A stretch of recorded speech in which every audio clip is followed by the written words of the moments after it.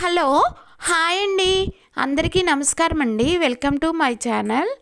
నేను ఇప్పుడు మీ మనస్సుకు నచ్చే ప్రముఖ రచయిత్రి శ్రీమతి రాఘవ టి గారు రచించిన భూషణం అనే కథను చదివి వినిపించబోతున్నానండి. ఇంకా కథలోనికి వెళ్ళిపోతే, ఆటో చప్పుడుకి గుమ్మం దగ్గరికి వచ్చిన సావిత్రి రండి రండి అంటూ మరిది శేఖరం కుటుంబాన్ని ఆహ్వానించింది. మీ అన్నయ్య ఇప్పుడే వచ్చేస్తారు, కూర్చోండి అంటూ సోఫా చూపించి లోపలికి నడిచింది. ఏరా, ఎంతసేపు అయింది వచ్చి అంటూ వచ్చాడు శేఖరం అన్నగారు విశ్వనాథం తాపీగా. ఇప్పుడే 5 నిమిషాలు అయ్యిందన్నయ్య నవ్వుతూ జవాబిచ్చాడు శేఖరం. ఇంతలో విశ్వనాథం ఫోన్ మోగింది. అటువైపు విశ్వనాథం బావమరిది శ్రీధరం. మీకోసం హోటల్లో ఏసీ రూమ్ బుక్ చేశాను శ్రీధరం. నీలాంటి పెద్ద డాక్టర్ గారికి లోపం రానిస్తానా? మేనమామవి, నువ్వు పెళ్లి కూతురు గంప ఎత్తకపోతే పెళ్ళి ఆగిపోతుంది. అందరినీ తీసుకుని తప్పకుండా రావాలి. అభ్యర్థనలో బెదిరింపు మేళవించి అన్నాడు విశ్వనాథం. అటు నుంచి శ్రీధరం ఏమన్నాడో కానీ జవాబుగా పెద్దగా నవ్వుతూ ఫోన్ పెట్టేసి, పెద్ద డాక్టర్ కదా, శ్రీధరానికి లెవెల్ మెయింటైన్ చేయాలి, అందుకే హోటల్ రూమ్లు బుక్ చేశాను. సరే, వీళ్ళకి విడిది చూపించావా? భార్యకేసి తిరిగి అన్నాడు విశ్వనాథం. అదే మీరు చెప్పలేదని వెయిట్ చేస్తున్నాను అంది సావిత్రి. పెళ్లి సామాను పెట్టిన గదిలో స్థలం ఉందిగా, అక్కడ మీ సామాను పెట్టుకోండిరా. పక్కనే బాత్రూమ్ కూడా ఉంది. చుట్టాలతో కబుర్లు చెప్పుకుంటూ నడుం వాల్చేయొచ్చు.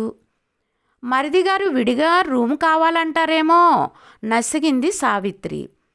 వాడు ఈ ఇంటికి చుట్టం కాదు, అతిథి కాదు, అన్నదమ్ములం. మాలో మాకు మర్యాదలు, ఫార్మాలిటీస్ అవసరం లేదు. అక్కడే ఉంటే నాకు సాయంగా కూడా ఉంటాడు. విశ్వనాథం స్టేట్మెంట్కి అవునన్నట్టు తల ఊపుతూ ఓ చిన్న నవ్వు నవ్వాడు శేఖరం. భర్తకేసి చురుక్కున ఓ చూపు చూసింది శేఖరం భార్య వసుధ. విశ్వనాథం శేఖరములు తండ్రి ఓ చిన్న రైతు. తండ్రితో అప్పు చేయించి లా చదివి హైదరాబాదులో ప్రాక్టీస్ చేస్తున్నాడు విశ్వనాథం. మరీ చెట్టు కింద ప్లేడర్ కాదు కానీ ఆదాయం కంటే లెవెల్ మెయింటైన్ చేయాలనే తాపత్రయం ఎక్కువ. తండ్రి పడుతున్న కష్టం, ఇల్లు గడవటానికి చేస్తున్న అప్పులు చూసి ఇంజనీర్ కావాలన్న తన కోరికని మనసులోనే అణిచివేసి గవర్నమెంట్ కాలేజీలో డిగ్రీలో చేరాడు శేఖరం. అన్నగారికి కేసులు, ఆదాయం సరిపడా రాకపోయేసరికి అప్పు తీర్చడానికి ఉన్న పాటున ఉద్యోగం చేయాల్సిన అవసరం ఏర్పడింది. అందువల్ల లాయర్ పరాంకుశం దగ్గర గుమాస్తాగా చేరాడు శేఖరం. అప్పులన్నీ తీర్చేసరికి ఉద్యోగాలకి వయసు మీరిపోవడంతో ప్లీడర్ గుమాస్తాగానే ఉండిపోయాడు. చదువు అబ్బకపోబట్టే తమ్ముడు పేదగా బతుకుతున్నాడని విశ్వనాథం నమ్మకం. పిల్లలనైనా ప్రొఫెషనల్ కోర్స్ చదివించలేని తమ్ముడంటే చులకన, లోకువ. అతన్ని అవమానపరచడంలో ఏదో క్రూరమైన తృప్తితో కూడిన ఆనందం. షాపింగ్ కొద్దిగా మిగిలింది మమ్మీ, వెళ్తున్నా తల్లితో అంది పెళ్ళికూతురు అను. పెళ్ళికూతురిని చేశాక బయటికి వెళ్ళకూడదంటే వినవు, నిష్ఠూరంగా అంది సావిత్రి. పోనీ ఉషను తోడు తీసుకువెళ్ళు సలహా ఇచ్చింది. అబ్బా ఉష, అది పెద్ద బోరు, వీరసుత్తి.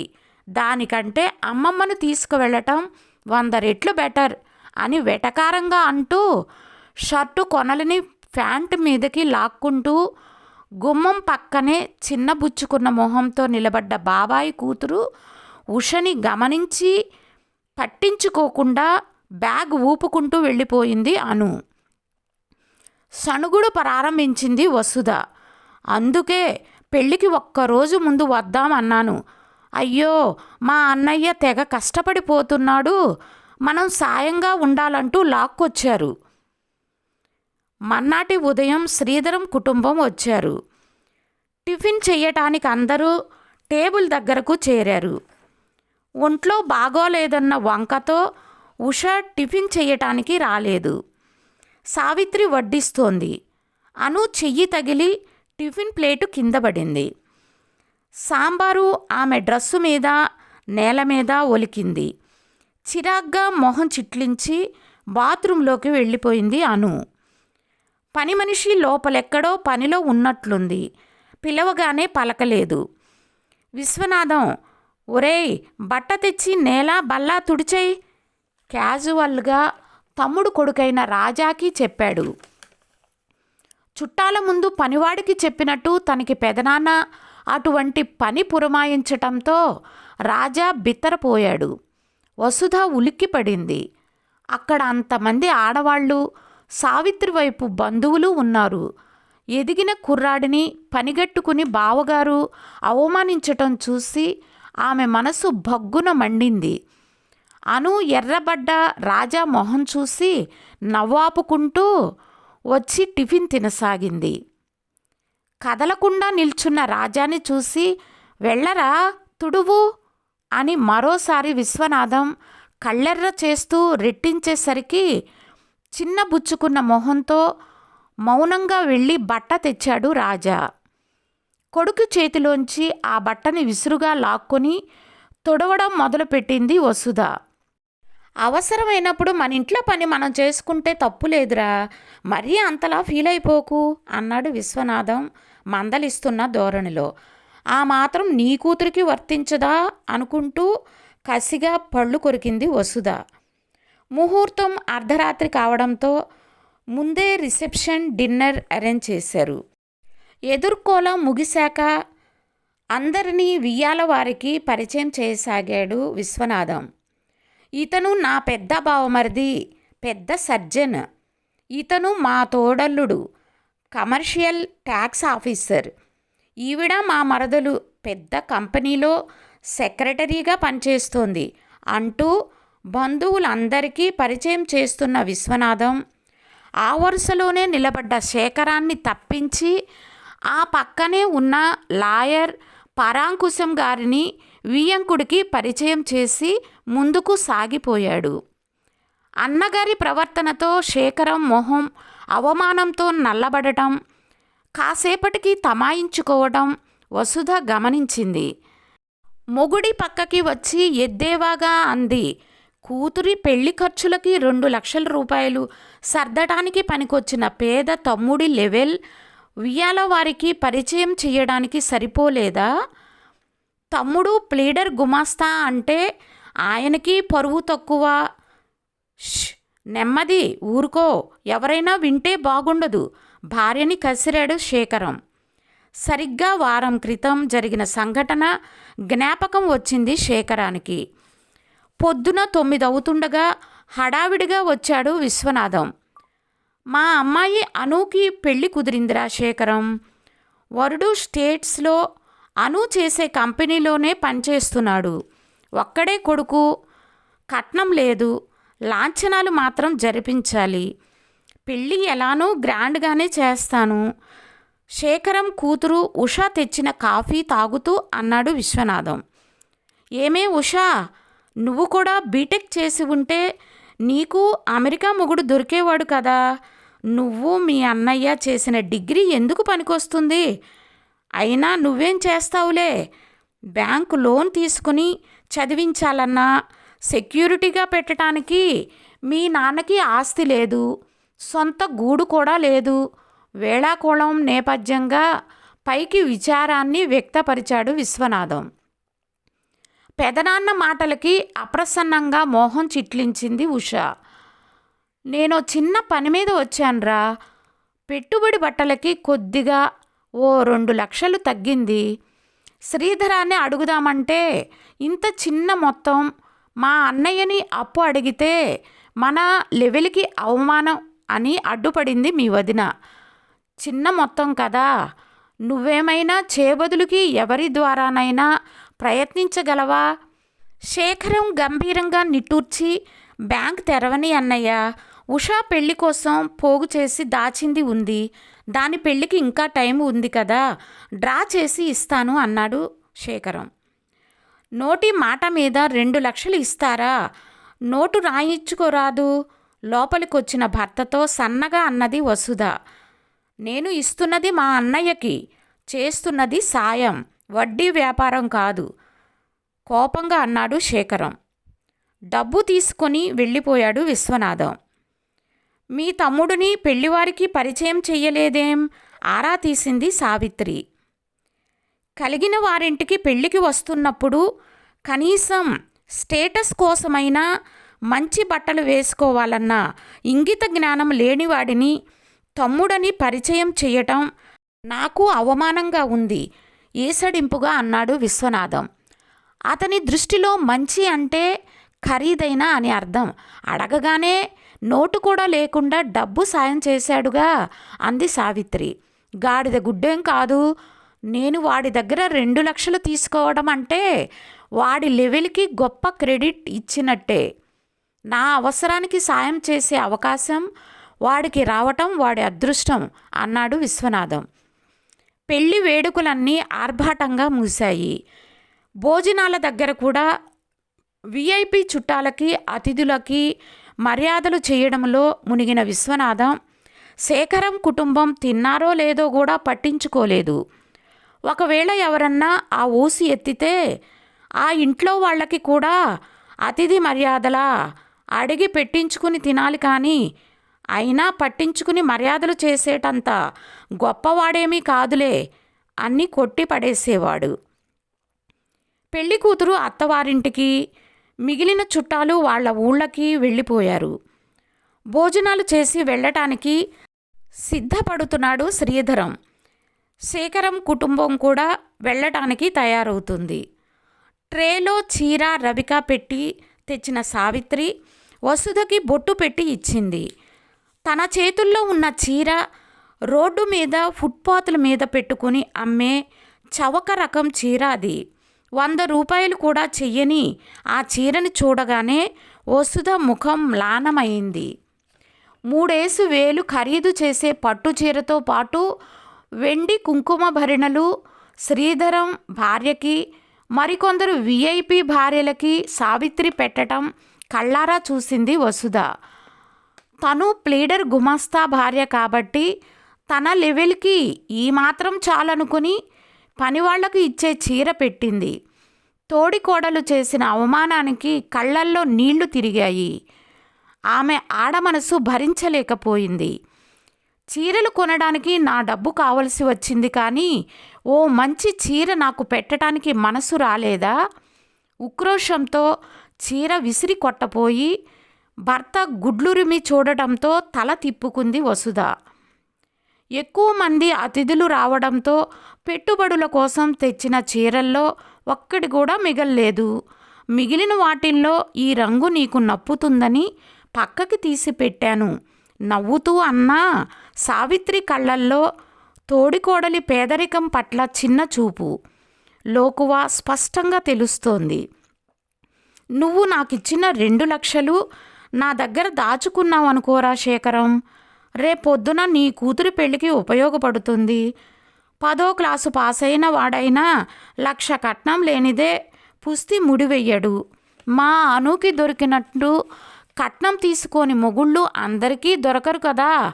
ఎగతాళి మేళవించి తమ్ముడికి సలహా ఇచ్చాడు విశ్వనాథం.